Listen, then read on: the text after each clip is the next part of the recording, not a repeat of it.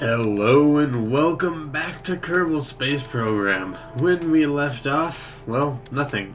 This is not any special episode, this is just a mission. I haven't done just a mission in a while. I just picked a planet, and that planet is Eeloo. The hardest planet to get to. Way out in the solar system and also on an inclined orbit. But we just put up a habitation module. We're going to be building a large ship to take us to Eeloo. I don't actually need the habitation module. It's one of the science modules in the hitchhiker container. Yeah, I don't really need it. There's nothing on it that I actually need for the mission. But this I do need. This is the drive. It's 4 of the nuclear engines and one big 3-meter tank. Or I guess it's the medium-sized one. But now we're launching the lander slash crew carrier, where the crew actually are. We're not actually in the habitation module, but I kind of like this rocket because it's going back to the good old days of Kerbal when I didn't have mods and everything looked crappy and pieced together.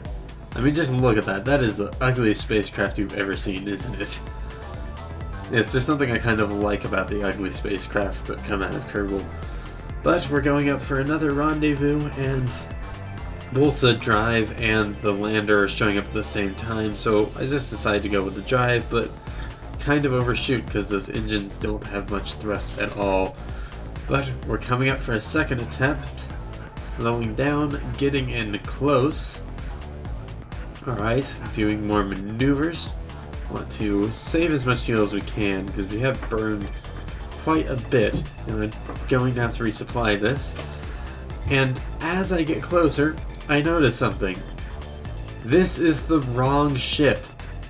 I rendezvoused with the wrong ship. This is the debris from carrying the habitation module up. It is not the module, the habitation module itself.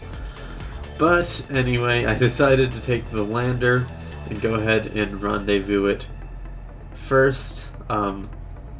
Here we are going up to the right ship. As you can see, this one's called Eeloo Habitation Ship, not Eeloo Habitation. I thought the one that was ejected would be called Ship, but because we're actually controlling from it via a kind of computer core, it was the original craft, and this one was the one that was renamed Ship. But it's now time to take our drive and try to rendezvous with the Eeloo ship, I guess. Coming up, and it looks like the sun is going to be setting again in classic Kerbal Space Program style. Whenever you want to do something that has anything to do with docking, the sun usually goes down. It just sucks that way. But getting in close using mostly RCS, and I just crashed into the module. Luckily it didn't break the solar panels. Those are some new beefy solar panels, because that was actually a pretty hard collision. But it's now time to launch the resupply mission, yes, because we did burn fuel and a lot of monoprop.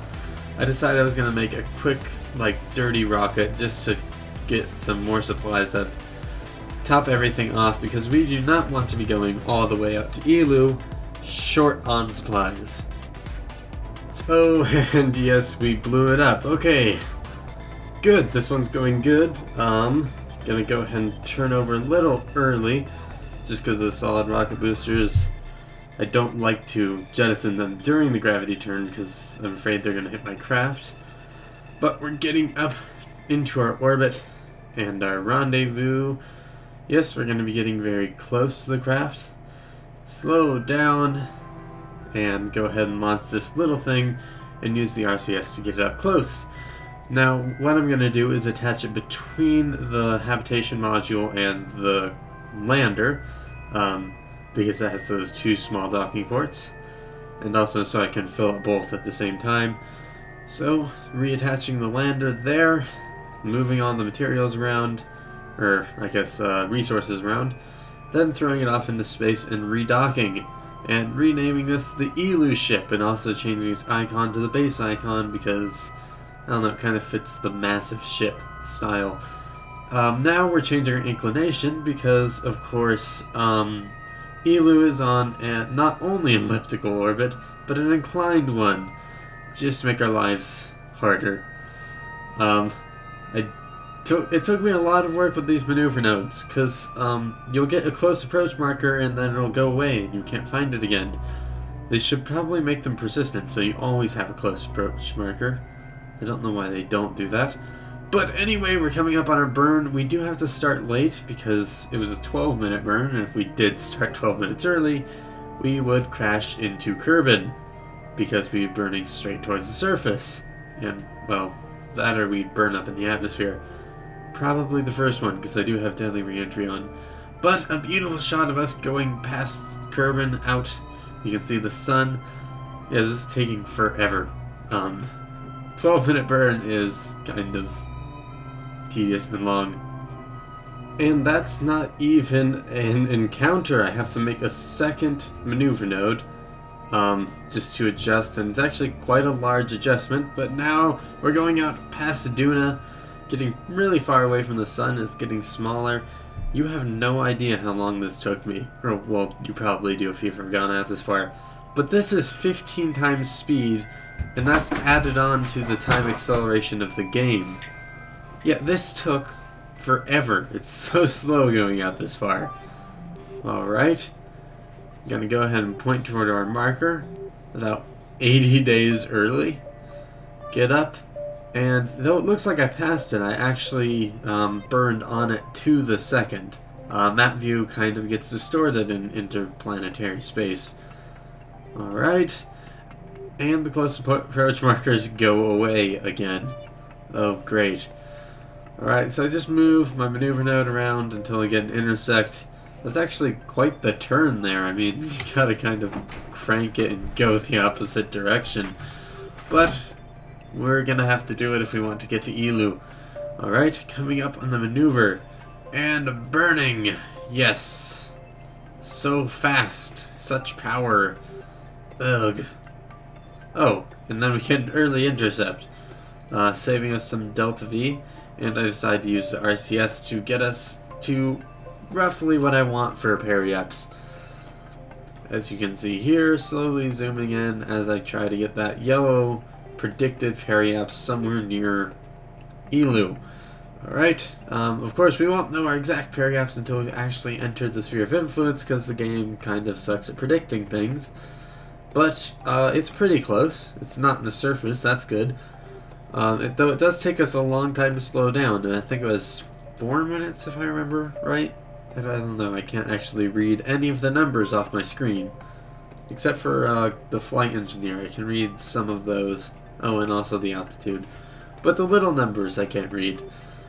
Now, because it was such a long burn, it kind of gets distorted over time, because maneuver nodes are kind of modeling instantaneous deceleration, which of course 4 minutes is not exactly instantaneous.